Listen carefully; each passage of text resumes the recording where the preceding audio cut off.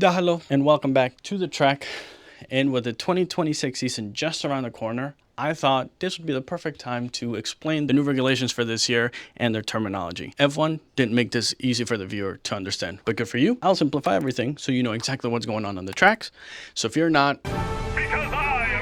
and I will explain everything to you. By the end of the video, you'll know exactly what boost mode, straight mode, overtake, and all the other terms mean. But before we get to lights out, make sure you guys like the video, comment down below, and subscribe to the channel. If there's anything you guys want to explain in more detail, let me know, and I'll try to get to it. And away we go. So there's 5 names that you're going to want to make sure you're familiarizing yourself with. And those are going to be kilowatt zones, super clipping, boost mode, straight mode, and overtake mode. You'll also hear active aero. Active aero is just the name of what the car is doing and the rule of it. In straight mode, both front wing and the rear wing go down, making the cars faster on the straight, and everyone gets this. There's no ifs, ands, or buts.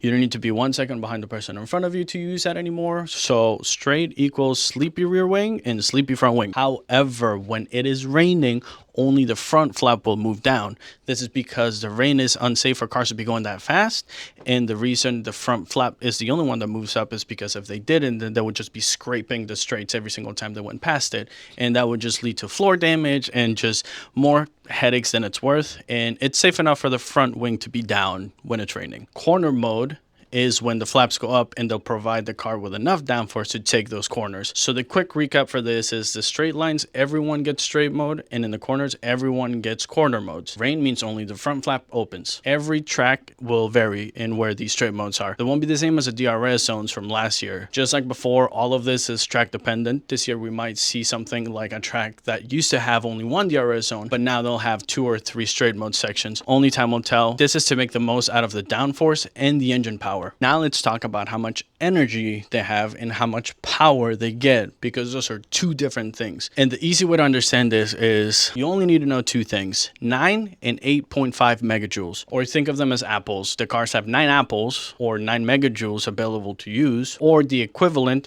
of a Ferrari F40. When you have overtake available, you have 9 megajoules available to use, or 9 apples.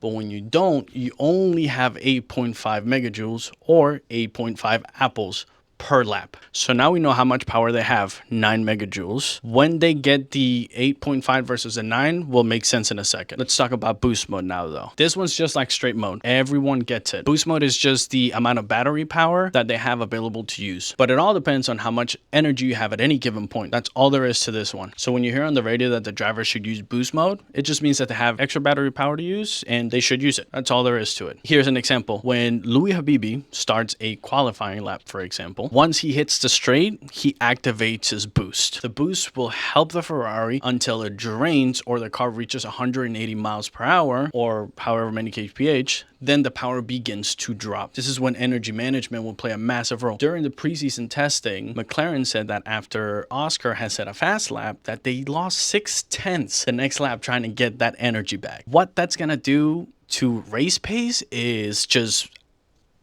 insane. I can't even begin to think about what that's going to do to the field. Drivers will be able to use this both for attack and defense, and they can use it anywhere. This is not dictated by track position, by distance, or anything else other than how much battery do you have available to use. So that's boost mode. Recap on that is just they have extra battery powers. This is what the ERS system used to be back in 2025, but the MGU H was just too heavy and too expensive, and so they just decided to take it away. But now that's creating recharging problems, or rather they're not as good as recharging as they used to be, but that's the ever-evolving sport of F1. Now, moving on to overtake mode. Overtake mode gives you access to all 9 megajoules or 9 apples. Overtake is just for attacking, and it's automatic. This is when drivers don't have to activate anything on their steering wheel. The easiest way to explain it is this way. Overtake is a new DRS, with some caveats, of course. Before, a track could have 1 to 4 DRS zones, and it had 4 activation zones. However, in this year, that's all changing. There will only be 1 detection point, and it'll always be the last corner of the lap. So if you're within 1 second of the guy in front of you, you now have overtake mode, aka 9 megajoules of energy, aka 9 9 apples instead of 8.5. That's the advantage you get by having overtake mode, the old DRS. But this means that for the entire lap, you'll have access to those 9 megajoules. And if the person in front of you was not within 1 second of the person in front of them, they would not have overtake. So they would only have access to 8.5 megajoules, whereas you now have access to 9 megajoules for that lap. Here you can see Limblard using overtake. As you can see, he reaches over 190 miles an hour easily before the power starts to fall off. Whereas without overtake, once the car reaches 180 miles an hour, the power starts to drop off. And if they stay within 1 second of the car in front of them, they can stack this lap after lap after lap, just like DRS. Cars are able to fall more than a second behind the car in front of them, and they'll still have access to the 9 megajoules until they go past the detection zone again. So this only lasts for 1 lap, and 1 lap only, unless you're able to consistently stay within 1 second of the car in front of you. And that's great, but how are they charging this battery? Because this is where you're gonna hear the term super clipping, or at least that's the official term this year, but you might hear drivers and team members refer to this as clipping or just derate, but super clipping is the official term. Clipping and derate are interchangeable terms. All that means generating a lot of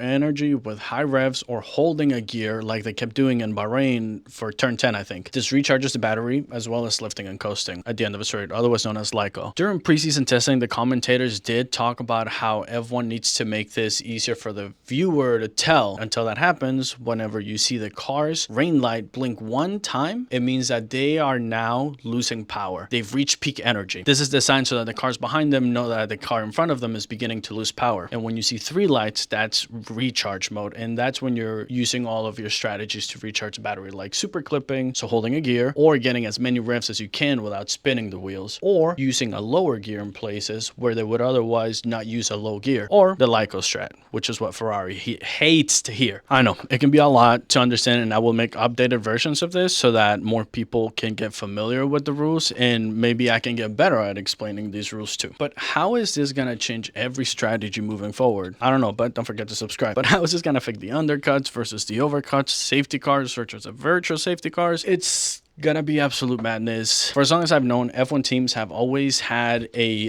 safety car pit window.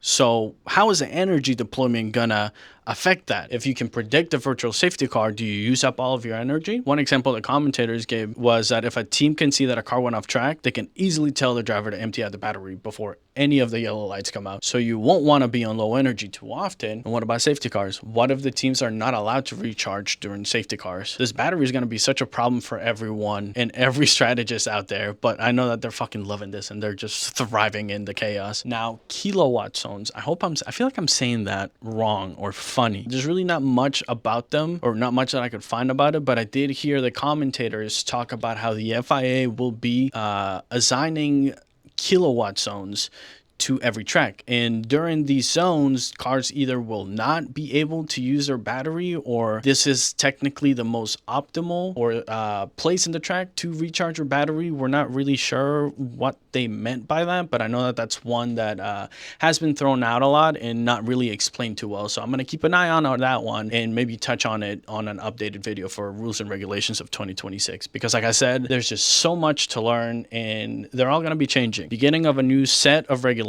so no rule is set in stone right now. We've already talked about the starting procedures. They've already added a 5-second buffer time for the cars in the back to spool up their engines, and they're already talking about bringing that down to a 4-second window. So as you can see, everything's changing all the time. So now let's see if we can do a quick fire recap of all these rules and all the terms that we've learned.